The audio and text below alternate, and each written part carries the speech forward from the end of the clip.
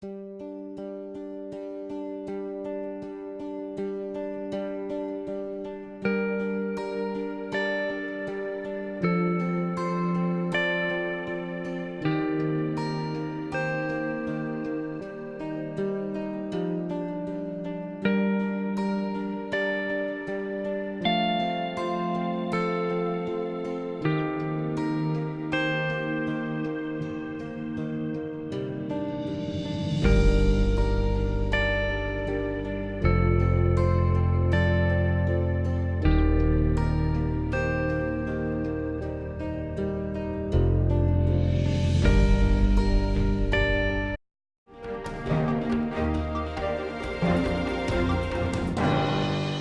afternoon. I'm Jessica Su from the BBC, reporting here in London on the topic of sustainability in the retail industry.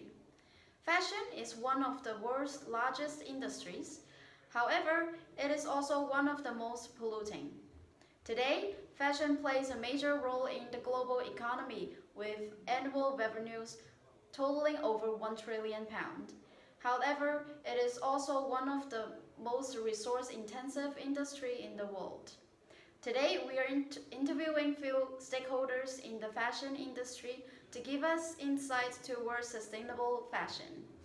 First, we have marketing expert Philip. Hello, Philip. Hi, Jessica. Yeah, so tell us about what does sustainability mean to you? Okay, so sustainability for me is composed by three main components. The first one is environmental, the second one is social, and the third one is economic. So the first one is to businesses to minimize their footprint in the world. The second one is to beneficiate people's lives, and the third one is to be profitable in time. So by combining these three topics, businesses ensure sustainability. Okay, so how do you link marketing and branding? Oh, I'm glad you asked this question. So, nowadays, being sustainable is a must for businesses. However, sometimes they struggle to communicate it to the consumers and to increase their brand prestige. For example, Unilever, with its brand Lipton, they're doing a great job. They recently launched a worldwide campaign branding their product with the fair trade seal, increasing their brand prestige and their market share. Thank you for your time. Thank you very much, Jessica. So, what type of consumer you are? I'd say I'm a bit of a mixture, so I like, my first thing that I consider is always quality. I do like fashion as well very much, and it's important for me that I wear something that I like, that is aesthetically pleasing. And yeah, quality is the most important for me, so that I can wear these clothes for a long time. For instance, I don't shop very often. I don't go shopping like every month, or it'd be maybe once a year or twice a year, but I'd like get the clothes that I need to wear throughout the year, and then that's all. Yeah, well, so when you go shopping, what the factor to let you make the decision, how this affect your view of sustainability? In terms of sustainability, I guess I try not to buy something that I wouldn't wear, something that just would go to waste. Yes, I think it's like important not to create waste, not to buy waste, and this is my choice. Yeah. I prefer basically more expensive clothes rather than something cheap and I would throw away in a short time. Now we have Quanice, who is consumer. So hello, Quanice. Hi. Hi. So can you tell us about what type of consumer you are? Sure. I like to consider myself a budget-friendly, price-sensitive, stylish, and trendy consumer. So I tend to shop at Fashion Nova online, Primark, because they're within my student budget. Okay, so how does that affect your view on sustainability? Right now, since I am on a student budget, I can't be too concerned with sustainability. I know that there are some brands that do offer really quality and sustainably sourced retail clothing, but I don't have the budget and I also don't have the time to research which company is better and which is not. The clothing that I get from Fashion Nova and Primark is very useful because I wear it a few times and I don't like to wear the same thing on my Instagram too many times anyway, so I just throw it out afterward. Yeah. Okay, thank you. You're welcome. Now we have Mr. Orlandi as an expert in the fashion industry. So, Mr. Orlandi, can you give us example about the recent company of the success stories and failure stories and why?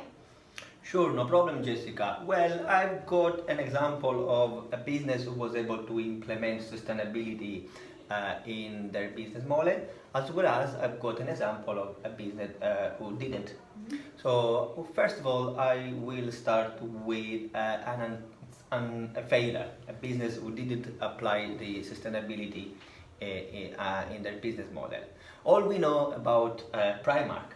Primark is a well-known high street fast fashion retailer that produce a large quantity of fashion. So of course, in order to produce all these big amount of products, they required a large amount of water that has an effect on the environment, as well as they need chemicals that are not good for the environment as well as for the human being. And moreover, these kind of business set short objectives because they are focused on just on profit. They don't care about the long-term effect that the business can have on the environment, on the society. And so sustainability is not a priority for them, which is a problem. However, on the other end, I've got a good example of a business who was able to implement sustainability in its business model. This company is a Spanish company. It's called Pinatex. It's a retail fashion company that produces clothes and footwear by simply using pineapple leaves.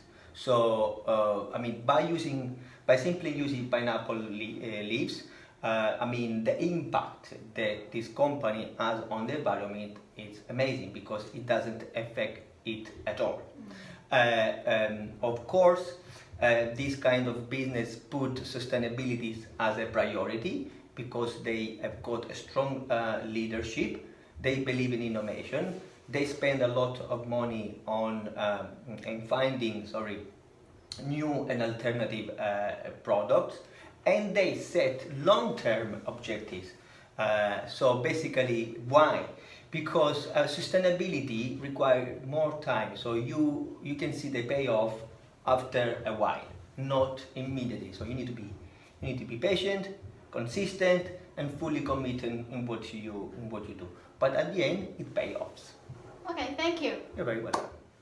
So now we have Wei as a business analyst. And could you share about your view for the fashion industry and how do they go to the sustainability?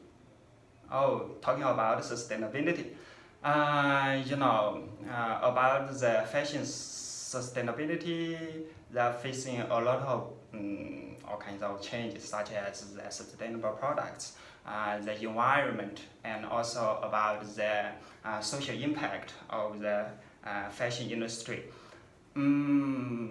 But at present, in this world full of the news of trade frictions, for example, the US with Canada, US with Mexico, and so on, I want to focus more on the sustainability of the fast fashion supply chain. Why? Because Nowadays, multinational supply chain are very diversified.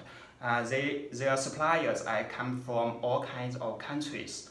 If one of the suppliers, for example, the main suppliers, was stopped by the political reasons, it could be a disaster for the sustainability of the fashion industry. So I think the supply chain sustainability is a big challenge for nowadays multinational companies. Okay, thank you.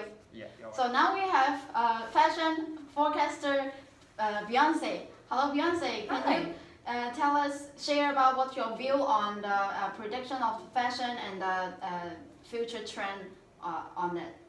Absolutely. Fashion retailers are making huge strides in terms of sustainability. A few key trends that I'm seeing as a forecaster are that they're shifting toward materials that are more sustainable. They use less resources, they use less water, and they're not going for the raw materials. They're trying to reuse materials in order to use less resources. Another trend is that companies are designing clothes for longevity. Vivienne Westwood said, buy less, choose well, and make it last. So if you have quality clothing, people are not consuming as much. They're not consuming in high volumes and contributing to the landfill. So if you can extend clothing by even 3 months, you're increasing the longevity by 3%. The last trend that I'm seeing is the circular economy as far as fashion retail. So you can see retailers introducing collection points at their stores. You can see Rent the Runway, who is encouraging people to not wear that one dress one time and then have it sit in their closet or go to a landfill. They're reusing these items and making them last longer. And that really reduces wasted fabric. So those are the key trends that we're seeing, and we hope that they continue, and we hope to see more trends in the future. That's fantastic. Thank you. You're welcome. So that's all we have for today. Thanks for watching. See you tomorrow at the same time.